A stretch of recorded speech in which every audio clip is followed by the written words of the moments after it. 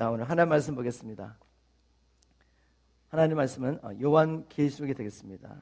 오늘 요한계시록의 말씀의 배경을 전체로 나눠볼 텐데 오늘 요절 말씀으로 요한계시록 2장 7절과 11절 말씀을 제가 한번 선포하겠습니다.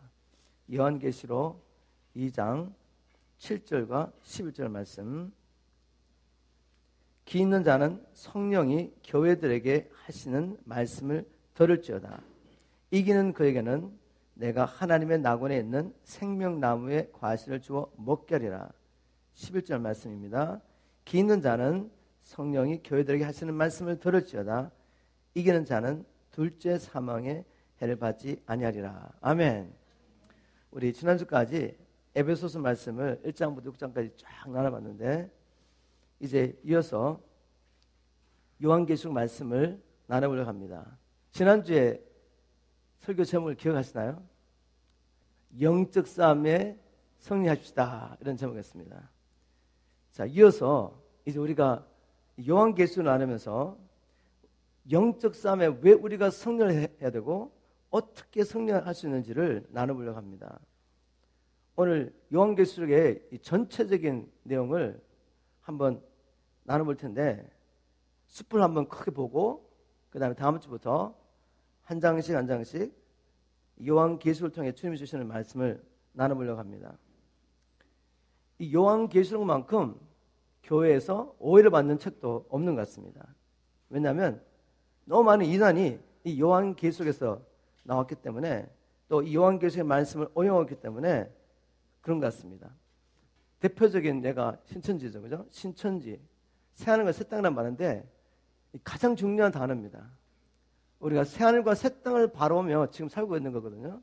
너무나 귀한 주제를 이분들이 붙잡았어요. 그래서 신천지 그러면 우리가 이단 이렇게 생각하는 거죠. 그렇지만 모든 성도들이 소망하는 것이 뭔가 하면 새하늘과 새 땅입니다. 바로 이런 이단들이 가장 중요한 이런 성경의 말씀들을 붙잡았기 때문에 요한계시록 강연도 가면 색안경을 끼고 보기 시작하는 거죠. 그럼에도 불구하고 요한계시록은 성경 66권의 책 중에 아주 중요한 책입니다. 오늘 이 시간에는 한번 큰 그림을 보고 다음 주부터 이 말씀을 한 장 나눠볼 텐데 우리가 요한계시록의 말씀을 들을 때 그런 내용이 있구나라고 끝나면 안 돼요. 우리 요한계시록 1장 3절 이 말씀을 읽는 자 그리고 듣는 자 무엇보다도 이 가운데 기록된 대로 행하는 자가 복이 있다고 말했습니다. 이 말씀을 들을 뿐만 아니라 믿고 행하셔야 됩니다. 우리가 이 말씀을 듣고 행할 때 이기는 자로 살 수가 있습니다. 그리고 우리를 통하여 또한 많은 사람들이 진리의 복음을 깨닫고 마지막 때를 준비하며 우리가 함께 거룩한 신부의 세대로 나서 주님의 길을 예배할 수 있습니다. 우리가 그렇게 되기를 주님으로 축복합니다. 자, 제가 이제 이 요한계시록의 전체적인 그림을 걸어가면서 질문들을 던질 겁니다. 그 질문에 대한 답변을 하면서 한번 요한계시록의 중요한 내용들을 살펴보려고 합니다. 첫 번째, 성경 66권 중에서 요한계시록은 어떤 위치를 차지하고 있는가? 다시 말하면 이 책이 얼마나 중요하냐 말이죠, 그죠?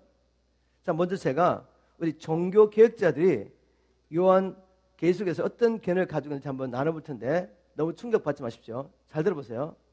종교 개혁자들이 이 요한계시록에 대해서 어떤 퍼스펙티브를 가지고 계셨는지 보면 이 마틴 루터, 잘 아시는 분이죠, 그죠? 이분이 요한계시록에서 이렇게 말했습니다. 계시록은 사도적이지도 예언적이지도 않는 책이다. 여러분, 계시록이 뭐예요? 프로페시입니다. 계시의 계시. 그런데 이 계시록은 그리고 또 사도가 썼습니다. 사도 요한이. 그런데 요한계시록은 사도적이지도 않고 예언적이지도 않는 책이다고 이런 말을 했습니다. 그리고 이렇게 말합니다. 모든 사람들은 이 책을 자기들이 감동을 받는 대로 생각한다. 이 책을 읽는 사람들이 자기 마음대로 자기 감동대로 이걸 푼다는 거죠. 그래서 결론이 뭔가 하면 내용은 이 책을 도저히 받아들일 수 없다. 누가 말했다고요? 종교개혁자가 말했습니다. 마틴 루터. 그리고 칼빈 한 분도 아시죠, 그죠? 칼빈은 신학의 모든 책들, 마태복음부터 모든 책들에 대한 주석을 썼습니다. 그리고 마지막 한 걸 안 썼어요. 그건 뭔지 아시겠습니까? 마지막 책 요한계시록은 아예 자기 신약 주석에서 빼버린 거죠. 자, 그리고 스팽글드라는 분도 종교개혁자인데 이분은 이런 말을 했습니다. 계시록은 성경이 아니기 때문에 그 증거를 거부할 수 있다. 여러분, 종교개혁자에 이런 말을 했습니다. 제가 이걸 어디서 인용했느냐. 이 데이비 파슨이라는 분이 계시는데 이분이 Unlocking the Bible라는 책을 써서 아주 유명한 분이세요. 이분 책에 1038페이지에 나오는 말을 그대로 인용한 겁니다. 데이비 파슨은 영국의 신학자이며 목회자일 뿐만 아니라 세계적인 성경 해석자입니다. 그리고 유명한 저술가입니다. 이분이 없는 말을 했겠습니까? 제가 너무나 충격을 받아가지고 확인하고 또 확인했습니다. 자, 오늘 개신교의 종교 개혁자들이, 개신교의 아버지들이 계시록에서 이렇게 말씀했는데 여러분 이해가 되지 않죠, 그죠? 저도 잘 이해가 되지 않습니다. 왜 이런 놀라운 분들이 이런 말씀하셨을까? 요한계시록에 대해서 이런 말씀하셨을까? 아마 사단은 계시록에 대한 종교 개혁자들 이런 견해 아마 괄체를 보낼 것 같습니다. 사단은 성경의 첫 번째 세 장과 마지막 세 장을 제일 싫어한다고 저는 생각합니다. 왜냐하면 성경의 첫 번째 세 장, 창세기 1장, 2장, 3장에서 하나님께서 하늘과 땅을 창조하시고 특별히 인간을 창조하시고 땅을 정보 다스리는 권세를 사람에게 주십니다. 그리고 사람을 통하여 온 세상을 하늘에서 하나님 나라 뜻이 이루어진 것처럼 이 땅에서 이룰 계획을 말씀하시죠. 그런데 이 사람이 하나님을 믿지 않고 마귀를 믿음으로 하나님께서 사람에게 주신 모든 권세와 능력이 마귀에게 넘어가 버립니다. 이 마귀의 전략과 마귀가 하는 일이 마귀의 정체가 창세기 3장 이 말씀과 드러나고 있는 거죠. 그런데 마지막 장 요한계시록 20장, 21장, 22장에는 사람을 유혹하고 하나님을 대적하던 그 마귀가 마침내 붙잡히고 심판받는 이야기가 나오죠. 그리고 예수 그리스도께서 잃어버린 권세를 그리고 아버지의 나라를 또 자기 백성들을 다 구속하셔서 마침내 하나님께서 창세전에 계획하시고 이루가신 일을 완성하는 이야기가 어디 나오죠? 요한계시록 마지막 석장에. 그러니 마귀는 자기의 정체와 자기의 마지막을 기록하고 있는 이 책들을, 이 장들을 얼마나 싫어하겠습니까? 그러므로 만일 사단이 세상에 지있는 자들을 통해서 창세기는 단지 신화에 불과하며 요한계시록은 현실과 무관한 수수께끼 같은 이야기에 불과하다고 무지한 교인들을 설득할 수 있다면, 그래서 계시록의 말씀에 교인들이 귀를 기울이지 않는다면 수많은 교인들을 지옥으로 끌고 갈 수 있습니다. 맞습니까? 저는 그렇게 믿습니다. 그러나 종교 개혁자들의 의견과 관계없이 하나님은 이 계시록의 메시지를 어떤 책의 메시지보다 중요하게 여겨 계신 증거들이 많이 있습니다. 그걸 제가 한번 나누겠습니다. 제가 오늘 이런 이야기 나누는 것은 종교 개혁자를 비판하는 말이 아니라 왜 우리가 이 계시록에서 이렇게 무지한지를 보여드리는 겁니다. 반면에 하나님은 얼마나 이 계시록의 말씀을 귀하게 여겨 우리가 알기를 원하시는지 나누는 것입니다. 그래서 여러분이 이번 계시록 말씀을 나누는 동안에 이 계시록 말씀을 분명히 마음에 새기고 믿음으로 살아내기를 주님을 축복합니다. 그래서 복을 받으시기를 주님을 축복합니다. 자, 우리 예수님께서 이 계시록의 말씀을 얼마나 중요하게 생각했냐면 모든 성경이 하나님의 감동으로 된 것이 분명하지만 계시록은 이 책이 기록된 동기와 방법이 다른 책과 완전히 다릅니다. 예를 들면 신약성경의 복음서나 다른 서신서들은 저자들이 책의 내용을 미리 생각하고, 물론 어떤 것을 생각하고 그것을 기록하기 전에 성령의 감동이 있지만 먼저 생각했습니다. 생각하고 붓을 들은 거죠. 다시 말해서 마태복음, 마가복음, 누가복음, 요한복음은 이 저자들이 예수님이 누구신지 전하기 위해서 그분이 하신 말씀들을 다 기억합니다.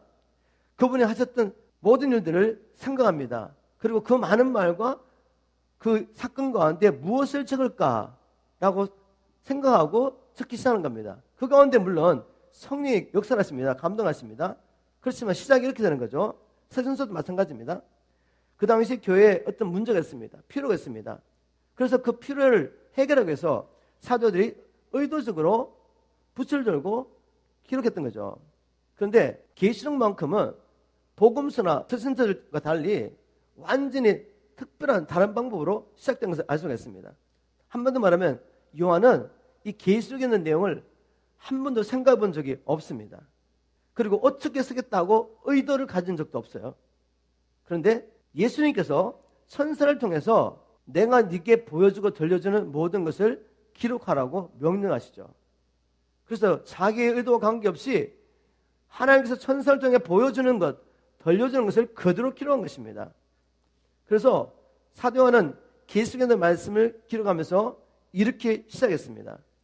이 책은 예수 그리스도께서 내게 보여주신 계시를 기록한 것입니다. 보여준 걸 그냥 기록했다는 말이죠.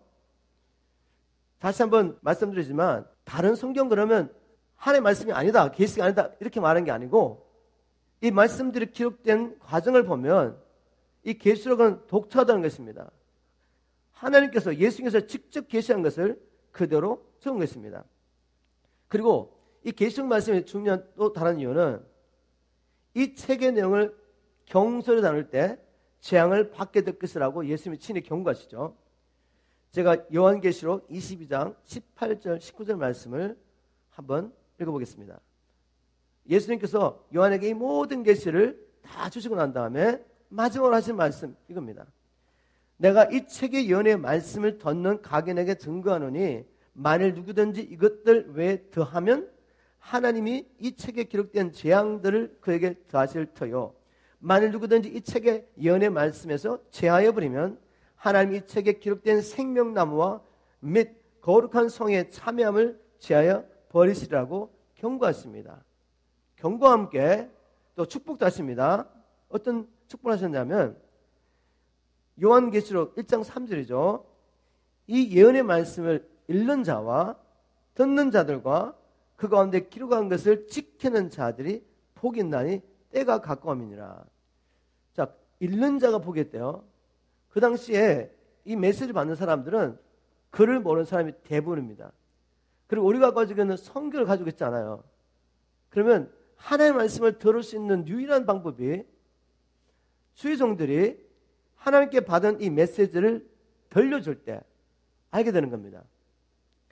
이 말씀을 전한 자가 복이 있다는 말이죠. 한마디로 말하면 계시록에 있는 말씀을 깨닫고 사는 사람이 이 말씀을 다른 사람에게 전해줄 때 복이 있다. 그리고 그것을 듣고 지키는 자가 복이 있다고 복을 약속하셨습니다. 이처럼 계시록은 성경 66권 모든 책들이 중요하지만 주님께서 특별한 방법으로 관심을 가지고 기록한 책입니다. 하나님께 계시록이 이만큼 중요하다면 반면에 마귀에는 계시록이 너무나 두려운 책입니다. 이게 열려지면 안 되는 겁니다.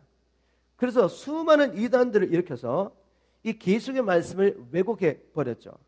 그리고 이 말씀을 하나님의 의도를 따라 풀지 못하도록 지금도 계속해서 역사하고 있습니다. 그것은 무엇에 대한 증거죠? 계시록이 그만큼 중요하구나.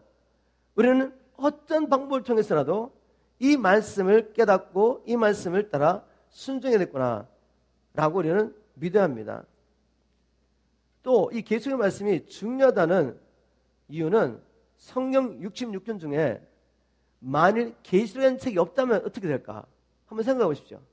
성경 66권의 책 가운데 계시록이 없다면 많은 사람들이 자기의 필요에 따라 성경의 문맥과 관계없이 하나님의 말씀을 인용합니다. 어떤 사람들은 자기가 주장하는 어떤 이론을 뒷받침하기 위해서 하나님의 말씀의 권위를 더하기 위해서 문맥에 관계없이 성경을 인용하기도 하고, 어떤 사람은 성경에서 도덕적인 기준을 찾기도 하고, 어떤 사람은 성경에서 성경의 비결을 찾기도 하고, 어떤 사람은 단순히 인생이 어려운 가운데 위로를 받기 위해서 성경을 보고 있습니다.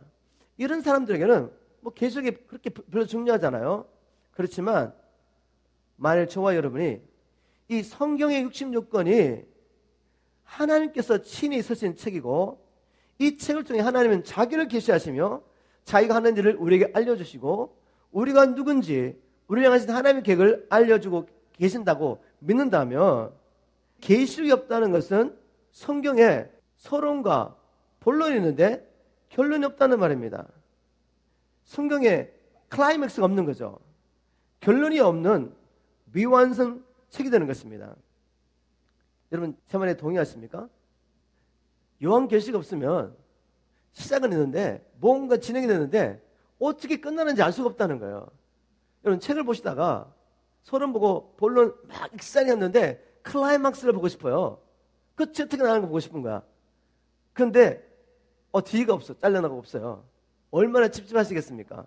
그런 것입니다. 또 하나님께서 이 성경을 기록하신 의도를 생각해봐도 계시록은 너무나 중요한 말씀이죠. 우리는 성경을 하나님의 의도를 따라 본다면 어떤 시각으로 보아야 합니까? 제가 하나님의 말씀을 여러 가지로 나눌 때 바로 이러한 시각을 통해서 봅니다. 그리고 여러분들에게 또 훈련시킬 때도 제가 말씀을 연구할 때 꼭 이러한 시각으로 보십시오라고 알려줍니다.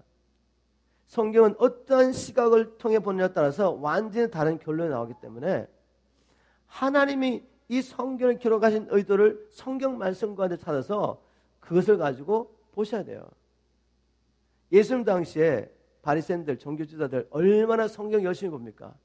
우리 지금도 이렇게 인정해 주셨죠? 요한복음 5장 39절에 너희가 이 성경 가운데서 영생을 얻는 줄 알고 부지런히 성경을 상고하거니와 연구하고 있지만 이 성경은 내게 대해서 말한 것이다. 모세도 나에 대해서 말한 거야. 그러면 창세기에 나오는 모든 이야기, 그 제사, 절기, 이 모든 것들이 주님에 대한 이야기인 거죠. 그러면 주님에 대한 이야기를 왜 이렇게 쓰고 있냐 이거죠. 우리 하나님이. 어떤 시각으로 성경을 봐야 된다면 성경은 하나님께서 예수 그리스도를 통하여 우리를 구원하시고 하나님 나라를 이루어가는 구원 계획에 대한 이야기입니다. 다시 말해서 예수 그리스도를 통해서 하나님의 나라를 이루어가시는 하나님의 구원 계획에 대한 이야기가 성경인 겁니다. 그럼 이 맥을 가지고 이 열쇠를 가지고 성경을 풀어야지 잘못 해석하지 않는 거죠. 예수님 당시에 종교 지도자들, 바리새인들, 율법사들은 이 열쇠를 풀지 않고 다른 걸로 푼 거죠. 그래서 주님께서 화를 선포하십니다. 너희들은 지식의 열쇠를 가지고 너희도 안 들어가고 들어가는 사람도 막고 있다는 거죠. 성경을 잘못 풀면 그렇게 되는 것입니다. 그래서 이 시각을 통해서 본다면 분명히 창세기를 통해서 하나님 나라가 시작됐는데 시작된 이 하나님 나라가 계속해서 사단과의 싸움 가운데서 진행돼 가다가 마지막이 없는 거죠. 마지막에. 그죠? 계시록을 봐야지 하나님 나라가 이 땅에 이루어지는 것을 방해하는 사단과 그를 쫓는 악한 무리들이 결국 어떻게 되는지, 불의한 통치자들 밑에서 고통을 당하는 어인들이 결국 어떻게 되는지 알 수가 있습니다. 그리고 또 성경은 이런 퍼스펙티브를 볼 수도 있습니다. 하나님 아버지가 사랑한 아들을 위해 이 땅에 거룩한 신부를 찾는 하나님의 사랑 이야기입니다. 자기 아들을 위해서 신부를 예배하는 역사를 성경을 통해 보여준 거죠. 구약 성경에 이런 이야기 나오죠. 첫 번째, 하나님께서 아담을 위해 돕는 배필을 창조하신 이야기. 이것도 예수 그리스도에 대한 계시라는 거죠. 그러면 아담은 예수의 모형이고 여자 이브는 바로 교회의 모형입니다. 그리고 하나님께서 아브라함이 아들 이삭을 위해서 신부를 찾는 이야기를 창세기 24장에 기록했는데 종을 보내서 자기 아들을 위해서 신부를 찾아오게 하는 이야기죠. 이것도 또 예수 그리스도에 대한 이야기입니다. 아브라함은 하나님 아버지의 모이고 아브라함이 보낸 종은, 신뢰하는 종은 바로 이 세상에 신부인 우리를 찾으러 온 성령 하나님이시고 그 종이 찾은 리브가는 바로 교회입니다. 우리입니다. 하나님께서 자기 아들을 위해서 신부를 예배하는 이야기를 구약에 계속 기록하고 있는데 여러 가지 이야기 많이 있죠. 하나님께서 이스라엘 백성을 바로의 권세에서 구원하시고 난 다음에 그들과 남편과 아내의 언약을 맺는 이야기, 보아스가 룻과 결혼한 이야기도 바로 예수 그리스도의 이야기죠. 룻은 아무것도 없는 가난한 여인입니다. 모든 걸 잃어버렸어요. 그런데 보아스는 기업물자입니다. 기업물자라서 이러면 모든 것들을 갚아주고 룻과 결혼합니다. 그래서 가게를 위해서 자녀를 낳아주죠. 거기서 오벳이 나오고 다윗이 나오고 예수 그리스도가 나옵니다. 이 모든 이야기. 또 신약에 와서는 심리관이 자신을 신랑의 친구라고 말하면서 예수님과 믿는 자들과 관계를 신랑과 신부 관계를 묘사하고 예수님은 혼인잔치의 비유, 열처녀의 비유를 통해서 교회와 자신의 관계를 또 계시하고 계시죠. 바울은 에베소서에서 아내와 남편의 관계를 설명하면서 교회와 예수 그리스도에 대한 관계를 이야기하고 있습니다. 그리고 특히 바울은 자기를 나는 중매장이야. 너희들을 예수님께 정결한 신부로 인도하기 위해서 중매장으로 살고 있다는 얘기를 하죠. 그죠? 자, 이 모든 이야기가 바로 하나님과 우리의 관계를 쭉 설명하는데 요한계시록이 없으면 어떻게 되는 겁니까? 요한계시록에 19장에 뭐가 나오는지 아시죠? 마침내 신부가 결혼한 이야기가 나옵니다. 마침내 또 신부가 준비가 돼서 내려오는 이야기가 나오는 거죠. 그래서 결혼에 대한 이야기를 아들을 위해서 신부를 예비하는 이야기를 쭉 하시다가 그럼 끝이 어떻게 되느냐가 없다는 거죠. 계시록이 없으면. 이처럼 성경 66권 중에서 계시록의 위치는 이렇게 중요한 것입니다. 그래서 여러분 계시록을 분명히 아셔야 돼요. 만약 성경을 이 전체로 보고 하나님의 계획에 따라 성경을 보지 않고 그냥 여기저기서 그냥 여러분이 뭐 위로가 될 말씀만 그렇게 찾아내시면 제가 하는 이야기 아무런 의미가 없습니다. 그러나 정말 하나님께서 왜 이 성경 말씀을 우리에게 주셨는지 하나님의 계획을 알고 그 계획 가운데 내가 누구인지 내가 이 땅에 왜 태어났는지 어떻게 살아야 되는지 여러분 그것을 찾기 원하신다면 요한계시록은 없어서는 안 될 중요한 마지막 책이죠. 자, 두 번째 질문 하겠습니다. 두 번째 질문. 그러면 계시록은 신학자들만이 알 수 있는 내용이 담긴 아주 어려운 이야기입니까? 계시록이 어렵냐 이거죠. 우리 개념에 계시록이 어렵다는 생각이 있다는 말이에요. 왜 대부분 사람들이 심지어 계시록의 말씀을 가르쳐야 할 교회 지도자들까지도 이 책을 이해하기 어려운 책으로 생각하고 있습니까? 정말 계시록은 성경의 다른 책들과 비교할 때 이렇게 어려운 책입니까? 만일 하나님께서 이 계시록을 왜 기록했는지 이 계시록을 읽을 사람이 누군지 이해한다면 이 책은 결코 어려운 책이 될 수가 없어요. 신학 교수들을 위한 연구 과정으로서 주신 책이 아니란 말이죠. 당시 글도 모르는 평범한 사람들 그러나 성령으로 거듭났다면 듣기만 해도 이해할 수 있는 그런 내용입니다. 물론 이 계시록 안에 상징적인 묘사 그리고 숫자들이 나오긴 하지만 그렇다고 해서 신학 교수들만 겨우 짐작할 수 있는 그런 내용이 담긴 어려운 책이 아닙니다. 이 책은 평범한 사람, 저와 여러분 같은 사람, 평범한 사람들이지만 성령을 모시고 있는 사람이라면 이 계시록을 통해 하나님이 주시고자 하는 핵심적인 메시지를 분명히 알 수 있는 아주 쉬운 책입니다. 제가 이런 일화를 한번 나눠보겠습니다. 어떤 미국의 신학교에서 학생들이 계시록을 배우고 있었습니다. 학교에서 이제 계시록을 배울 때 이 계시록을 보는 여러 가지 퍼스펙티브, 관점에 대해서 나누거든요. 예를 들면 휴거에 대해서 환란 전에 휴거했느냐, 환란 중간에 했느냐, 환란 후에 했느냐. 또 천년 왕국에 대해서도 천년 왕국이 언제 했느냐. 뭐 여러 가지 퍼스펙티브가 많이 있습니다. 또 부활에 대해서도 여러 가지 견해. 부활이 몇 번 있는가? 한 번밖에 없는가? 두 번 있는가? 세 번 있는가? 여러분 파워드 가시면 공부를 하시면 혼란스러워 복잡해요. 그래서 이걸 배우고 있으니까 신학생들이 도대체 요한계시록이 뭐야? 이해할 수 없는 거죠. 왜? 나름대로 자기들의 견해를 추정하기 위해서 성경을 찾아가서 막 이야기하다 보니까 어느 것이 맞는지 알 수가 없는 거죠. 머리가 너무 복잡했습니다. 그래서 야 우리 운동을 하러 가자. 그래서 집에 가서 열심히 운동을 했습니다. 그래서 한쪽 구석에 보니까 그 신학교의 청수부가 앉아서 요한계시록을 보고 있는데 요한계시록을. 그래서 너무 신기해가지고 이렇게 물었습니다. 아니 청수부가 요한계시록을 보고 깨달을 수 있을까? 그래서 당신이 읽고 있는 것을 이해하십니까? 라고 물어봤습니다. 그때 이 청수부가 그냥 웃으면서 이렇게 말했습니다. Of course, Jesus wins. 이렇게 말했어요. 물론이죠. 이게 너무 쉽습니다. 우리 예수님이 이긴다는 이야기입니다. 이렇게 간단한 거죠. 맞습니다, 여러분. 요한계시를 통해 주시고자 하는 메시지는 핍박받고 환난받고 믿음을 지키려는 성도들에게 얘들아 참어, 끝까지 참어, 결국 우리가 이기는 거야. 이겨서 아버지께서 예비하신 이 하나님 나라를 우리가 상속받고 영원히 다스리는 거야. 하나님의 영광과 마지막을 보여주는 거죠. 얼마나 쉽습니까? 그런데 그 중간에 이해하기 힘든 뭐 숫자 뭐 이렇게 상징이 나온다 거기에 붙잡아가지고 그거 막 파다 보니까 완전 엉뚱한 데 가버린 거죠.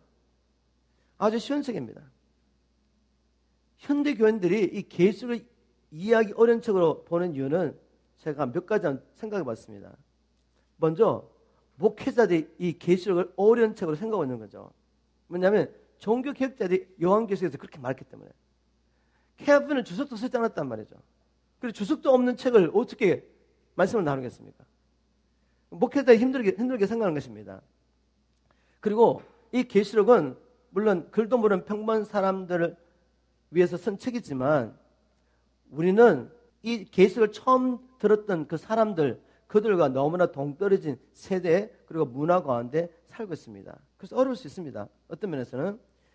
그리고 오늘날에도 이 복음 때문에 생명을 내어놓아야 되는 사람들이 있지만 대부분의 교인들이 그런 상황 가운데 살고 있지 않아요. 핍박과 환난 가운데 믿음을 지켜야 되는 그런 상황 가운데 살고 있지 않습니다. 그리고 제가 생각에 가장 요한계시록이 어렵다고 생각한 이유는 많은 사람들이 구원의 교리에 대해서 왜곡된 교리를 믿고 있기 때문에 계시록은 절대로 풀어지지 않습니다. 혼란스러워. 많은 사람들이 하나님의 예정과 주권과 은혜에 대해서 극단적으로 해석하는 왜곡된 교리를 오랫동안 믿고 왔단 말이죠. 그래서 요한계시록의 내용을 들으면 잘 맞지 않습니다.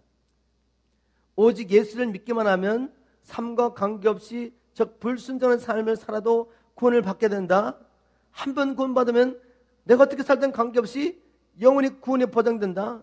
이런 왜곡된 교리를 믿고 있는 사람이 요한계시록에 나오는 이런 말씀들 지금 제가 읽어볼 텐데 이게 이해가 되겠습니까? 혼란스러운 거죠. 제가 요한계시록 2장 7절 11절 오늘 본문의 말씀을 쉬운 말 성경을 한번 읽어보겠습니다. 잘 들어보세요. 쉬운 말 성경에 요한계시록 2장 7절 이렇게 번역했습니다. 자, 먼저 요한계시록 2장과 3장에 있는 말씀은 누구에게 주신 메시지냐?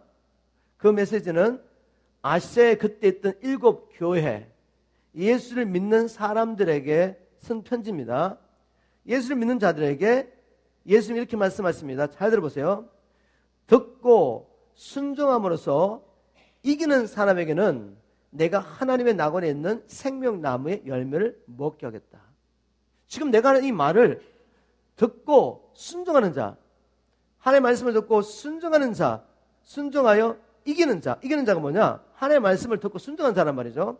듣고 순종함으로 이기는 사람에게는 내가 하나님의 낙원에 있는 생명나무의 열매를 먹게 하겠다.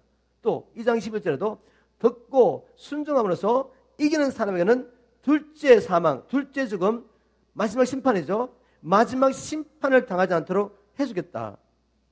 그리고 이제 요한계시록 3장 5절 사대교회 하신 말씀 중에 이기는 자는 이와 같이 흰옷을 입을 것이요 내가 그 이름을 생명책에서 반드시 허리지 아니하고 그 이름을 내 아버지 앞과 그 천사들 앞에서 시인하리라. 그러면 이기는 자는 그 이름이 생명책에서 허리지 않으면 이기지 않는 자, 못하는 자, 말씀을 듣고도 순종하지 않는 자는 어떻게 돼요? 이름이 생명책에서 허려질 수 있다는 말이에요. 이런 말씀들이 이해나 되겠어요? 아니 믿으면 구원인데 믿으면 영생인데 왜 이렇게 말씀하겠습니까? 그러면 예수님이 지금 두말하시는 거예요? 아니죠. 참으로 믿는 자에게 순종은 살아있는 믿음의 당연한 결과라고 알고 있습니다. 그래서 이 말씀을 이렇게 해도 맞는 거죠. 듣고 믿음으로 이기는 사람은 내가 하나님의 낙원에 있는 생명나무의 열매를 먹게 하겠다. 듣고 믿음으로 이기는 자는 이렇게 말해도 되는 겁니다. 그런데 성경 보니까 믿음의 두 가지 종류가 있죠. 죽은 믿음이 있어요. 살아있는 믿음이 있습니다. 죽은 믿으면 들으면 다 알고 인정해요. 그런데 뭐가 없죠? 역사가 없어요. 역사가 없어. 순종이 없는 거, 순종이. 왜? 자기의 지혜로 믿은 믿음이기 때문에, 자기의 지혜로 듣고 가진 믿음이기 때문에. 그러나 성령의 나타남과 계시를 통해 가지게 된 믿음에는 역사는 힘이 있습니다. 우리가 살아있는 믿음을 가진다면 듣고 순종하게 되는 것입니다. 믿으면 순종하는 것이고 믿지 않으면 불순종하게 되는데, 이 성경된 원리를 모르고 그냥 믿음을 순종과 반대 개념을 알고 있는 분들은 나는 믿습니다. 단정합니다. 주님이 나를 위해 죽으신 것을 믿습니다. 주님만 믿으면 내가 죄 용서를 받고 죄인이지만 하나님 앞에 의롭다를 받습니다. 맞는 말이에요, 여러분. 틀린 말이 아니잖아요. 그런데 그것을 믿었기 때문에, 그래, 나의 행위로 내가 의롭다를 받는 게 아니기 때문에 어떻게 살아도 구원은 받을 수 있어. 이렇게 절대로 해석하지 않습니다. 주님이 죄인된 원수된 나를 살리려고 창조자 하나님이 피조물의 형태로 낮아오셔가지고 사람들에게, 자기가 지으신 피조물들에게 존경과 환영을 받는 것이 아니라 나의 죄를 친히 지시려고 온갖 모욕과 수욕을 받고 십자가 못 박아 죽으신 것을, 처참하게 죽으신 것을 알고 있는 사람이, 이 은혜와 사랑을 깨달은 사람이 이걸 믿으니까 나는 믿음으로 구원받으니까, 나 행위와 강력에서 천국 가니까 난 어떻게 살아도 천국 갈 수 있어. 이렇게 살지 않습니다. 이 사랑에 붙잡혀서, 이 은혜에 붙잡혀서 목숨이 천개라도 이걸 내놓고 주를 위해서 사는 것입니다. 성경 한번 자세히 읽어보십시오. 이게 복음을 깨닫고 믿는 사람의 삶이지, 순종이 따라 나온다는 말이죠. 살아있는 믿음은. 그렇지만 왜곡된 구원교회를 갖고 있는 사람들은 요한계시록의 말씀이 풀어지지 않습니다. 세 번째로 질문하고 답변하겠습니다. 그러면 계시록은 누가 누구를 위해 어떤 목적으로 기록하였습니까? 요한계시록 1장에 저자와 그리고 수신자가 기록됐기 때문에 이것은 아주 쉽습니다. 자, 그럼에도 불구하고 성경에 보니까 이 저자가 누군가 봤더니 먼저 하나님 아버지께서 이 계시록의 말씀을 예수님께 주셨습니다. 그런데 이 예수님께서 또 이것을 천사에게 맡겨주죠. 네가 가서 요한에게 전하라. 그럼 처음 시작은 하나님 아버지, 예수님이 이걸 받으시고 천사에게 부탁했습니다. 천사가 이걸 가지고 요한에게 보여주고 들려줬어요. 그럼 수신자는 요한이죠, 그죠? 근데 요한은 최종적으로 누구에게 이걸 줘야 되죠? 아시아는 7교회에게 줘야 됩니다. 시작은 하나님 아버지지만 마지막 수신자는 그 당시에 핍박과 환난과 유혹과 미혹 가운데 싸우고 있는 그 교회였던 거죠. 그렇지만 이 메시지는 모든 세대, 모든 믿는 사람에게 주신 것입니다. 맞습니까? 7개 나눌 때 제가 말씀드리겠지만 7개의 모습을 보면 이 땅에 존재한 모든 교회의 모습을 다 볼 수 있어요.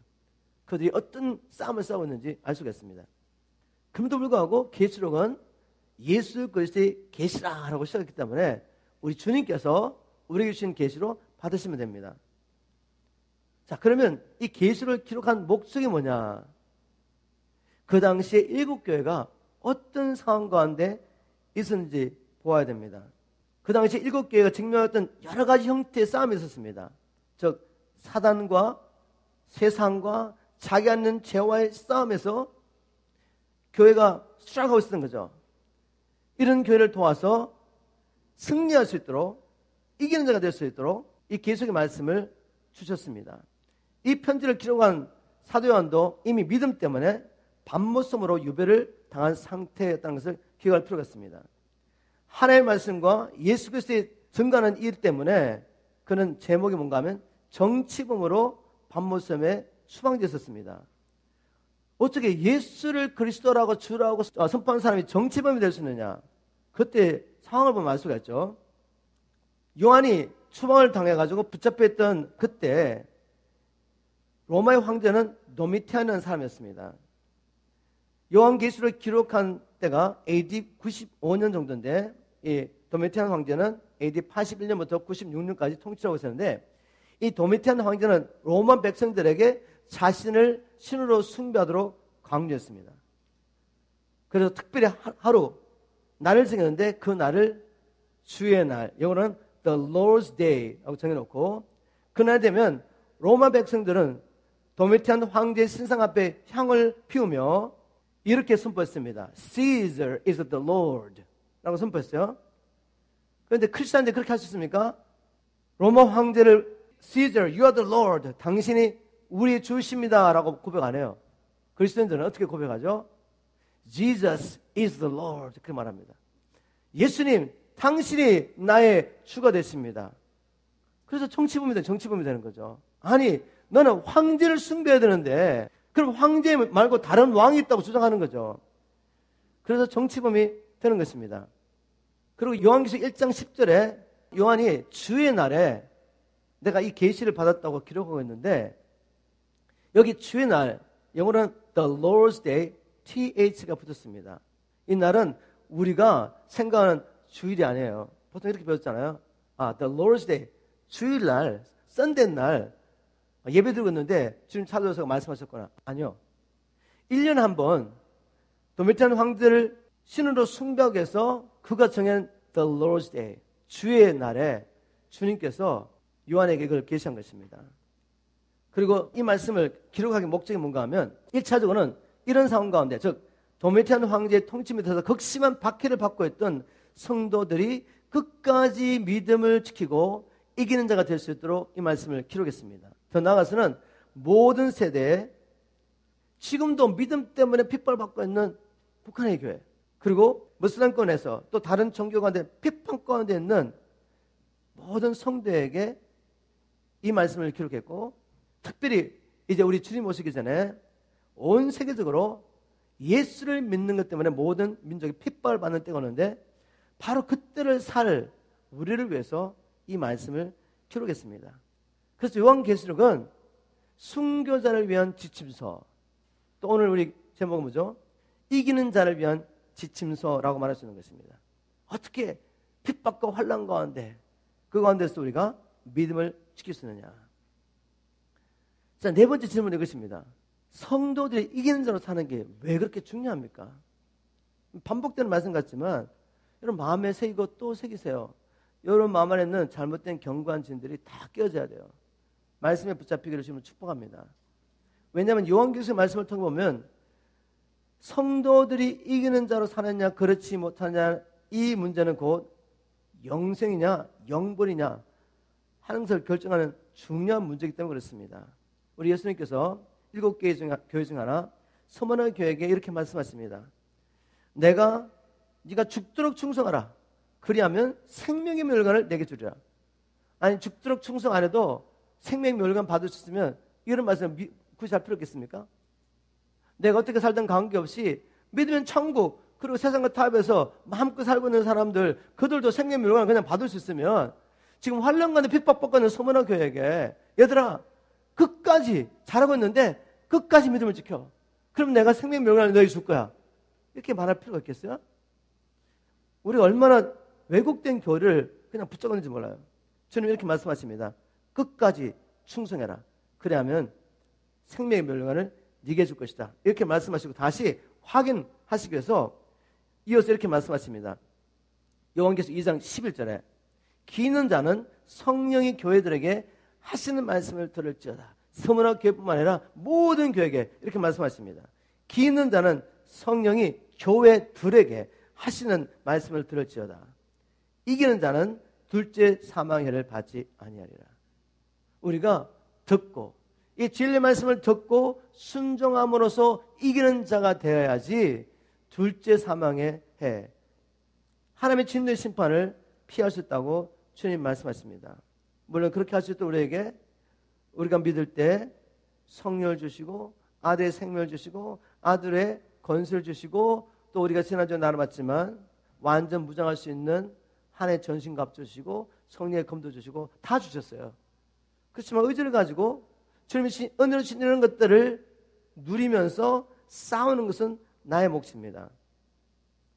또 요한계시록에 보면 이제 13장 14장에 보면 어떤 말씀이 나오냐면 적그리스도의 햇볕 아래서 끝까지 믿음을 지키지 못하는 사람은 심판을 피할 수 없다고 분명히 적그리스도 통치 안에서 성도들이 핍박과 환난을 받을 이야기를 하시죠.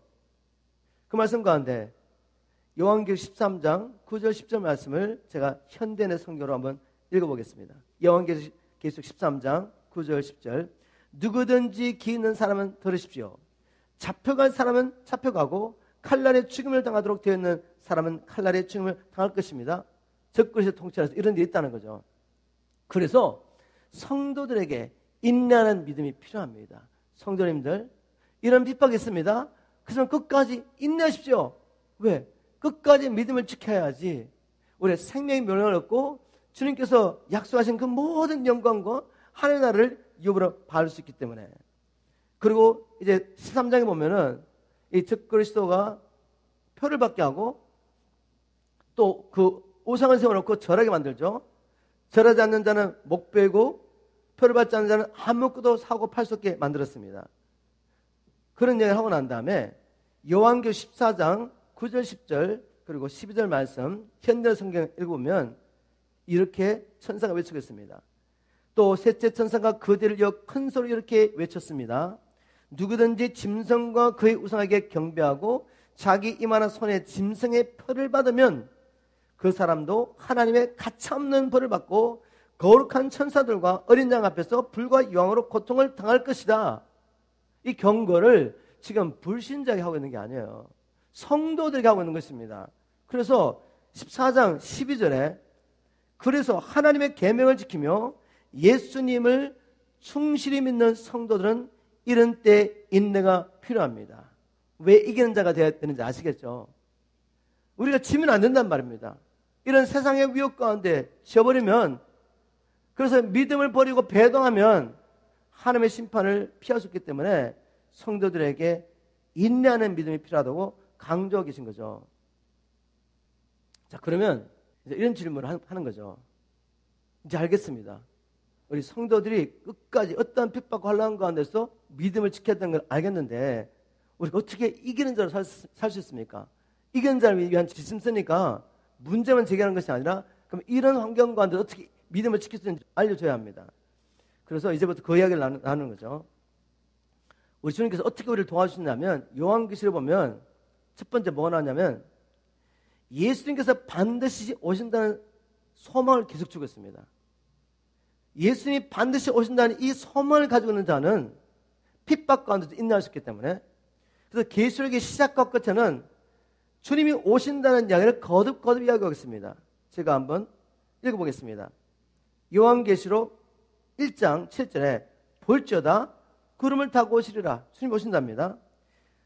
쫙 이제 일어날 일을 설명을 한 다음에 마지막에 다시 한번 성도들을 위로하며 격려하면서 어떻게 하죠? 요한계시록 22장 7절에 보라 내가 속히 오리니, 22장 12절에도 보라 내가 속히 오리니, 22장 20절에 내가 진실로 속히 오리라. 속히 오리라. 계속 성도들에게 내가 속히 온다는 이 메시지를 주시는 거죠. 그러면 주님이 다시 오셔서 뭘 하십니까? 계시록의 메시지를 통해 보면 예수님께서 다시 오셔서 원수를 멸하시고 성도를 구원하십니다. 그리고 사랑하는 신부를 데려가서 결혼하시죠. 그리고 이 땅에 아버지의 나라를 회복하여 성도들과 함께 영원히 다스리기 위해서 오신다고 기록하고 있습니다. 이 소망을 계속 주는 거죠. 끝까지 인내라. 끝까지 인내하는 자에게 이런 영광이 있다. 주님이 오신다는 이야기를 계속 하시고 그 다음에 또 뭘 하시냐면 우리 주님의 위엄과 영광을 보여줍니다. 요한계시록 1장에 보면 주님의 모습을 이렇게 묘사하죠. 눈은 불꽃 같고 발은 달려는 빛난 주석 같고 입에는 좌우에 날선 검이 나오고 얼굴은 해같이 빛나는 그 주님의 모습을 보여주는데 이 모습은 부활하신 주님의 모습이 아니었어요. 영광을 받으신 주님의 모습이었습니다. 부활하신 주님의 모습 보고도 사도 요한이 엎드려져 가지고 죽음같이 된 적은 없어요. 그죠? 부활하신 주님 몇 번 만났지만 그 부활하신 주님을 보고 그 영광 때문에 압도돼 가지고 쓰러진 적 없단 말이에요. 그런데 지금 부활하시고 영광스러운 모습으로 오신 그 예수님이 지금 어디 있죠? 바로 교회 가운데 다니고 계십니다.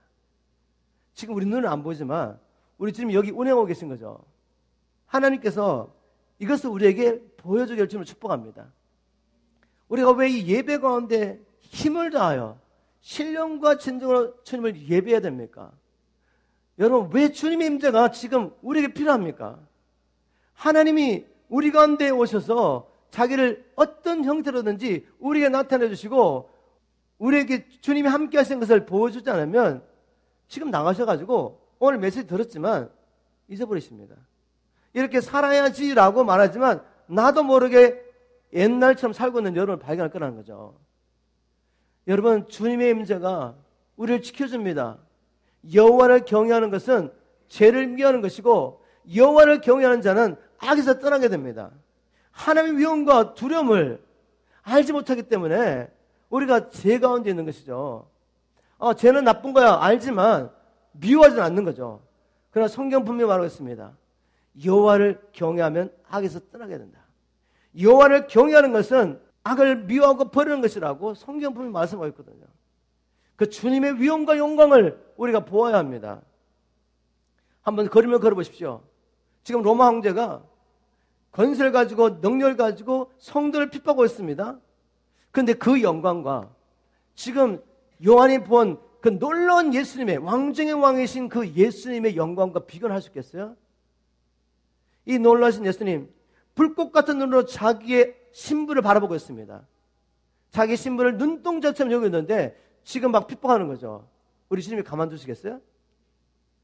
그 주님께서 그 발이 빛난 주석 같다고 했는데 그 발로 원수를 짓밟을 것입니다. 입에서 나오는 자외 날쌘 검으로 원수를 멸하실 것입니다. 이걸 보여주는 거죠. 성도들이여 끝까지 믿음을 지킵시오. 우리 주님은 바로 이런 모습으로 지금 우리 가운데 계십니다. 하나님의 계획 가운데 악이 우리를 다스리도록 허락했지만 그것은 신부를 정결케 하는 하나님의 지혜인 것입니다. 바로 하나님의 놀라운 위엄을 보여주겠습니다. 요한계시록. 또 사장에 가면 요한이 갑자기 하늘 올라갑니다. 하늘 올라가서 뭘 보냐면 보좌에 앉아서 통치하고 계시는 하늘 보는 거죠. 하나님을. 요한은 하늘에 올라가 영광스러운 하나님의 보좌와 24상녀들의 보좌와 내 생물이 밤낮 쉬지 않고 전능하신 하나님을 찬양하는 모습을 봅니다. 주님께서는 땅에 일어나는 모든 일들, 지금 성도들이 핍박받는 이 모든 일, 이 모든 일도 주님의 뜻 가운데 이루어지겠다는 것을 요한에게 보여줍니다. 하나님의 능력이 없어가지고 자기의 백성들을 구원하지 않는 게 아니란 말이죠. 그리고 또 요한계시록에 보니까 지금 이제 하나님께서 악을 심판하러 가시는데 유다 지파의 사자이신 어린 양이 하나님이 이미 예매하신 심판의 풀어놓을 책을 받는 걸 본 거죠. 그리고 그 책을 열 때마다 심판이 임하는 것을 미리 보고 있습니다. 이걸 통해 어떤 비를 주고 있죠? 지금 내가 핍박과 환난 가운데 있지만 내가 사랑하신 하나님 그 주님이 절대의 주권을 가지고 인간의 역사를 이끌어가고 계시구나. 그렇다면 우리 안심할 수 있지 않습니까? 우리가 하나님의 손에 있다는 거죠. 하나님의 손에 있습니다. 그리고 요한계시록에는 끝까지 믿음을 지키느냐 그렇지 못하느냐에 따라서 상급과 심판에 대한 이야기를 하고 있습니다. 끝까지 믿음을 지키지 못할 때 생명나무의 씨를 먹을 수가 없고 둘째 사망의 해를 받게 됩니다. 반대로 끝까지 믿음을 지키면 생명나무의 씨를 먹고 둘째 사망의 해를 피할 수 있고 새하늘과 새 땅이 임했을 때 우리가 주님과 함께 왕노하는 거죠. 그러나 믿음을 저버리면 심판을 피할 수 없다고 성도들이 말합니다. 성도들이여 끝까지 믿음을 지키세요. 이건 돌이킬 수 없는 일입니다. 포기할 수 없는 일입니다. 여러분 죄 가운데서 스트럭하고 있습니까? 노력했는데 안 되십니까? 하나님의 성령의 권능을 힘입고 이 죄를 이길 수 있도록 하나님 앞에 기도하십시오. 주님, 내가 주님을 경외함으로 죄를 미워하게 도와주십시오. 이 죄악에서 떠날 수 있도록 도와주십시오. 주님께서 내 안에 머무실 수 있도록 내 마음을 정결케 하고 믿음으로 말미암아 주의 영이 나와 함께 하실 때 내가 능히 감당할 수 있음을 고백합니다. 나는 결단하고 주님을 구하지만 내 힘과 내 능력은 이 세상의 유혹과 핍박과 환난을 이길 수 없습니다. 주님, 오직 주님이 필요합니다. 어느 때보다 더 우리 주님이 필요합니다. 이렇게 고백하시며 예배하시고 기도하시다가 또 이렇게 모든 성도의 모여가 같은 열망을 가지고 예배할 때 주님이 왜 우리 가운데 오지 않겠습니까? 우리를 주의 영광과 힘과 능력으로 강건케 해줄 줄 믿습니다. 마지막으로 한 가지 나누고 싶은 건 뭔가 하면 하나님의 도성, 새 예루살렘에 들어가는 자들, 혼인잔치에 참여하는 자들은 어떤 자들입니까? 누가 거기 들어갈 수 있을까? 반복해서 말씀드리는데 성경 말씀을 잘 들으세요. 우리가 오직 예수 그리스도를 믿음으로 하나님 앞에 의롭다고 받는 게 맞는 거죠. 죄를 지으면 이렇게 심판을 받는구나라고 알아도, 그래서 가능하지도 않지만 그 깨달음을 가진 그때부터 정말 깨끗한 삶을 살았다고 해도 이미 죄인들은 어떻게 하시겠어요? 그리고 우리 생각에 예수만 위해서 생명 내어놓고 의롭게 산다고 생각하지만 하나님 보시기에는 우리 애는 아무것도 아닌 거죠. 그래서 우리가 하나님 앞에 죄 없다고 인정받을 수 있는 유일한 길은 예수의 피로 세상 받는 길밖에 없습니다. 오직 믿음인 거죠. 오직 믿음. 그런데 이 믿음이 죽은 믿음이 되면 안 된다는 거죠. 하나님께서 성경 말씀을 통해서 찾아보시면 심판에 대한 말씀하시면서 심판의 기준으로 믿음을 언급한 적이 한 번도 없습니다. 우리 예수님께서 누가 하나님 나라에 들어가냐 이야기를 하시면서 마태복음 7장 21절에 나를 불러 주여 주여 하는 자마다 다 천국에 들어갈 것이 아니라 오직 내 아버지의 뜻대로 행하는 자여 들어가리라. 행하라고 말씀하시죠. 또 요한복음 5장 24절에 내가 진실로 너희에게 이르노니 나 보내신 자 그리고 우리 예수를 믿는 자는 영생이 있고 심판을 받지 않는데 사망에서 생명을 옮겼습니다 라고 믿음으로 우리가 영생을 얻고 사망에서 생명을 옮긴다는 이야기를 하시고 난 다음에 조금만 더 내려가시면 5장 28절에 이렇게 말씀하십니다. 무덤 속에 있는 모든 자들이 아들의 음성을 들을 때가 오나니 그때 부활이 되죠.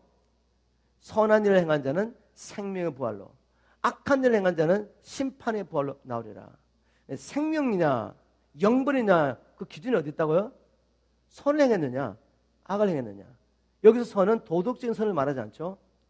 하나님의 뜻을 따라 사는 것이 선이고, 아무리 도덕적으로 살아도 하나님을 믿지 않고 자기가 주인되는 삶을 살며 자기 생각하기에 좋은 종교를 찾아서 돌을 아무리 깊이 닦고 이 세상 사람들 보기에는 정말 의롭게 살아도 하나님은 악이라고 말씀하시는 거죠.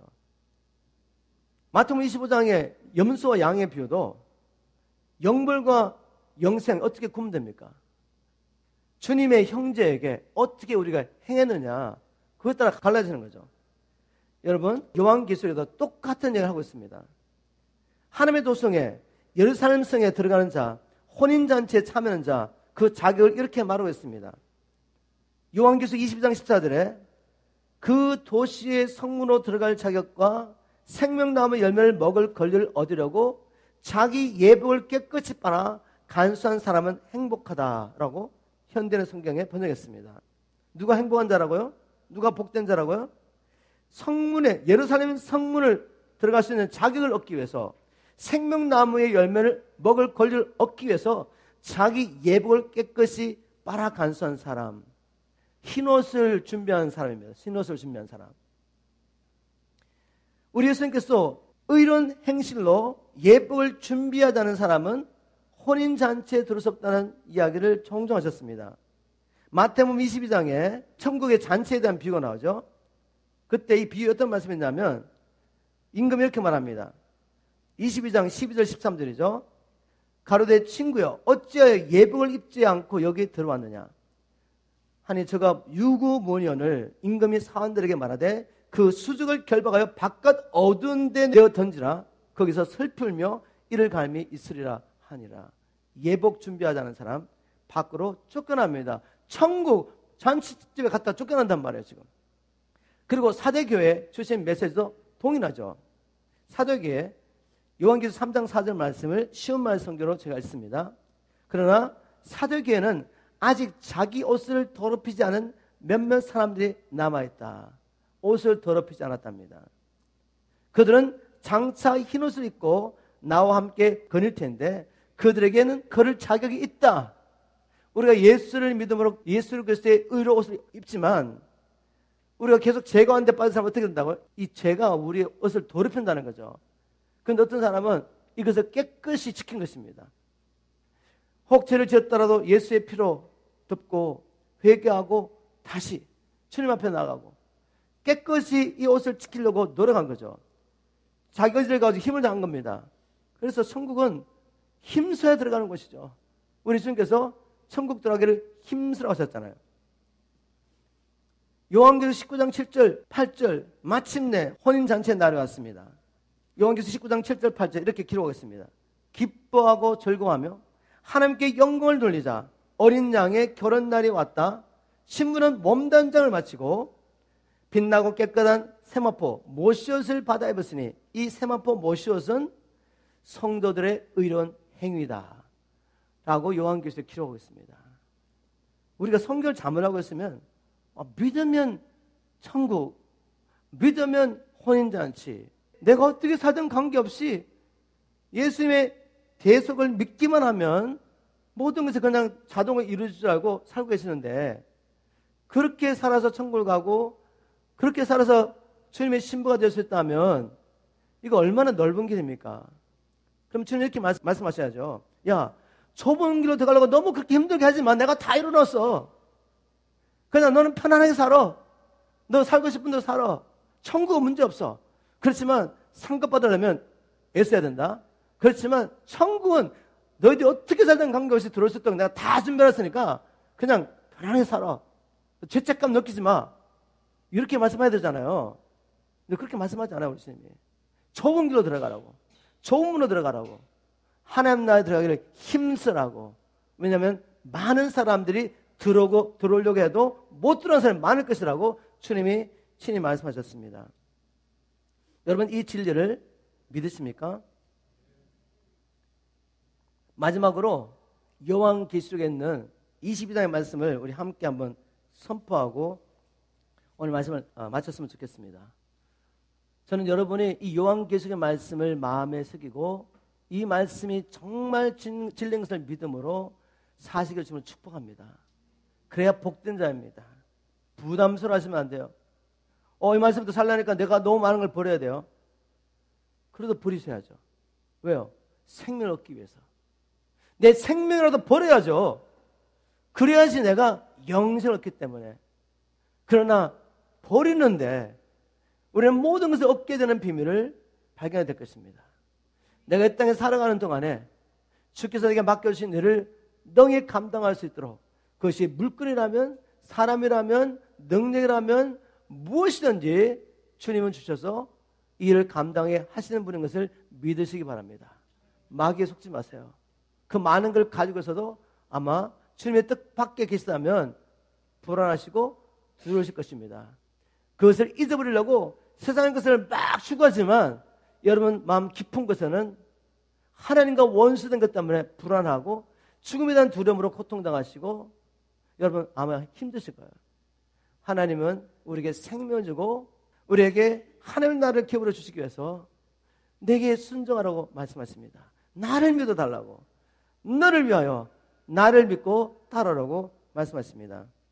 우리 한번 요한계시록 22장에 제가 뽑은 말씀이 있는데 이 말씀을 한번 우리 믿음으로 함께 선포하겠습니다. 시작. 보라, 내가 속히 오리니 이 책의 연의 말씀을 지키는 자가 복이 있으라 하더라. 그 도시의 성문으로 들어갈 자격과 생명나무 열매를 먹을 권리를 얻으려고 자기 예복을 깨끗이 빨아 간수하는 사람은 행복하다. 악한 사람은 계속 악을 행하고 더러운 사람은 계속 더럽게 내버려 두고 의로운 사람은 계속 의로운 일을 하게 하고 거룩한 사람은 계속 거룩하게 하라. 그때 예수님이 말씀하셨습니다. 보라, 내가 속히 가겠다. 너에게 줄 상이 내게 있으니 각 사람에게 일한 대로 갚아주겠다. 나 예수는 교회들을 위하여 내 사자를 보내어 이것들을 너에게 정하게 하였노라. 성령과 신부가 오소서 하고 말씀하십니다. 이 말을 들은 사람들도 같이 오시옵소서 하고 외치십시오. 목마른 사람들은 누구든지 와서 생명의 물을 거저 마십시오. 내가 이 책의 예언의 말씀을 듣는 각인에게 정하노니 만일 누구든지 이것들 외에 더하면 하나님이 이 책에 기록된 재앙들을 그에게 다하실 터요. 만일 누구든지 이 책의 예언의 말씀에서 제하여 버리면 하나님이 이 책에 기록된 생명나무와 및 거룩한 성의 참여함을 제하여 버리시리라. 이 모든 것들을 계시하신 분께서 분명히 선언하십니다. 그렇다, 내가 속히 가겠다. 이 모든 말씀을 들은 우리는 이제 이렇게 반응해야 합니다. 아멘. 주 예수여 오시옵소서. 아멘입니까? 우리 한번 마지막 찬양하며 결단의 시간을 갖으면 좋겠습니다.